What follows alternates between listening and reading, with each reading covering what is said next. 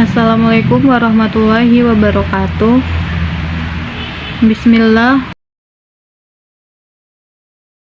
illa billah, wassalatu wassalamu ala rasulillah, amma ba'du. Puji syukur kita ucapkan kepada Allah Subhanahu wa Ta'ala yang telah memberikan kesehatan, kesempatan kepada kita sehingga kita dapat berkumpul. Yang saya hormati pengampu yaitu Ibu Nuri Aslami M. Masuklah ke pembahasan pertama. A. Pekerjaan proyek. Proyek adalah suatu kegiatan yang dilakukan dengan waktu dan sumber daya terbatas untuk mencapai hasil akhir yang ditentukan. Dalam mencapai hasil akhir, kegiatan proyek dibatasi oleh anggaran, jadwal, dan mutu yang dikenal sebagai 3 kendala.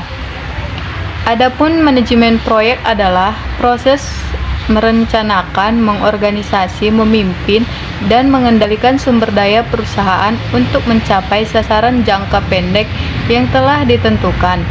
Manajemen proyek tumbuh karena dorongan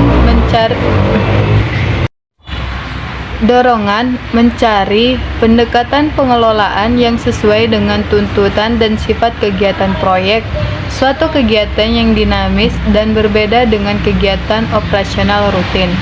Dalam mengendalikan risiko kegagalan dalam mengelola perubahan dan implementasi proyek, sistem informasi dapat memulai penguasaan perangkat integrasi internal, memiliki perangkat perencanaan dan pengendalian formal dan ketertiban penggunaan yang tinggi. Kemampuan melakukan integrasi internal sangat penting dalam membantu mengerjakan proyek-proyek teknologi informasi yang rutin dan matang. Seorang pemimpin proyek harus memiliki pengalaman dari segi teknis dan administrasi dalam bidang tersebut. Selain itu juga harus memiliki latar belakang manajemen proyek dan teknis yang kuat, dan anggota timnya sebaiknya sangat berpengalaman. Perangkat perencanaan dan pengendalian formal dapat menggunakan metode diagram Gantt dan PERT.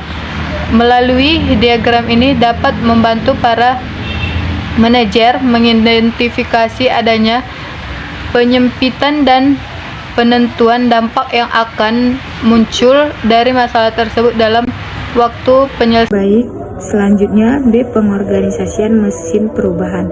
Organisasi adalah sistem perserikatan secara formal yang terdiri antara 2 orang atau lebih, di mana di dalamnya terdapat pembagian kerja yang terstruktur dan terkoordinasi untuk bersama-sama mencapai tujuan tertentu.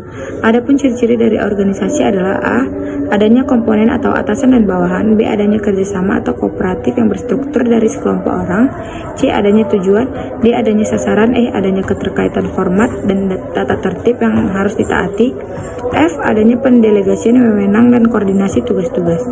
Menyangkut hal itu, pengertian organisasi juga merupakan sekumpulan orang-orang yang disusun dalam kelompok-kelompok yang bekerja sama untuk mencapai tujuan bersama. Organisasi adalah sistem kerjasama antara 2 orang atau lebih, atau organisasi adalah setiap bentuk kerjasama untuk pencapaian tujuan bersama.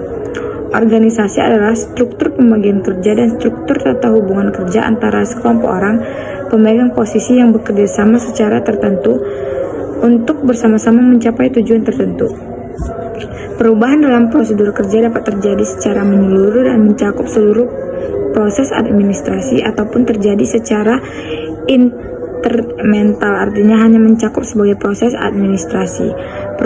Perubahan prosedur kerja meliputi perubahan prosedur kerja dalam kegiatan investigatif dalam rangka analisa dan perumahan. C. Mobilisasi sumber-sumber. Mobilisasi terhadap sumber daya manusia diawali dengan mempersiapkan semua SDM untuk menerima perubahan. Karena manusia memiliki subjek dan objek perubahan serta memiliki sifat resisten terhadap perubahan. Karena itu, perubahan SDM dimulai dengan melakukan pencairan terhadap pola pikir lama yang cenderung untuk diubah agar bersedia menerima pola pikir baru yang berkembang secara dinamis. Dalam hal ini tersebut diperlukan pemberdayaan SDM yang merupakan kebutuhan untuk berlangsungnya perubahan. Di sisi lain, pemimpin harus memberikan kesempatan lebih luas untuk berlangsungnya proses pemberdayaan karyawan. Pemberdayaan SDM harus diarahkan pada terbentuknya SDM yang memiliki kemampuan untuk mengelola dan mengadakan perubahan. Menjadi sumber daya manusia yang cerdas memiliki kemampuan melebihi dari orang lain, yaitu penalaran yang tinggi, bersifat kritis, dinamis, dan kreatif. Terdapat beberapa hal yang harus diperhatikan bila dalam organisasi terdapat orang yang cerdas, yaitu Selanjutnya, D. Motivasi perubahan. Setiap individu memiliki motivasi yang berbeda-beda. Ada motivasi itu karena diri sendiri yang mau melakukan perubahan. Misalnya individu yang diberikan banyak tugas atau pekerjaan tetapi merasa takut melakukan kegagalan untuk mengerjakan tugas tersebut. Adapun teori motivasi yang terkenal mengemukakan 5 kebutuhan dasar, yaitu pertama, fisiologikal, mengacu pada kebutuhan paling dasar yang lebih berhubungan pada kebutuhan fisik. Yang kedua, safety security, mengacu pada kebutuhan untuk rasa aman. Yang ketiga, social belongingness, mengacu pada keinginan untuk diterima oleh teman sebayanya. Yang keempat, self-actualization, yaitu tingkat kebutuhan yang paling tinggi dan meningkatkan potensi mau kompetensi. Pentingnya motivasi untuk membuat perubahan yang signifikan terhadap kesimpulan, dukungan dan pengendalian dari pihak proses manajemen perubahan dan implementasi juga penting. Begitu pula mekanisme untuk menghadapi tingkat risiko dari suatu proyek sistem informasi yang baru.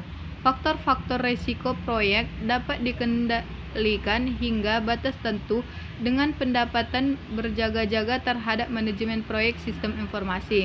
Tingkat risiko untuk setiap proyek menjadi penentu dari campuran antara perangkat integrasi eksternal dan perangkat perencanaan dan pengendalian formal yang akan ditetapkan.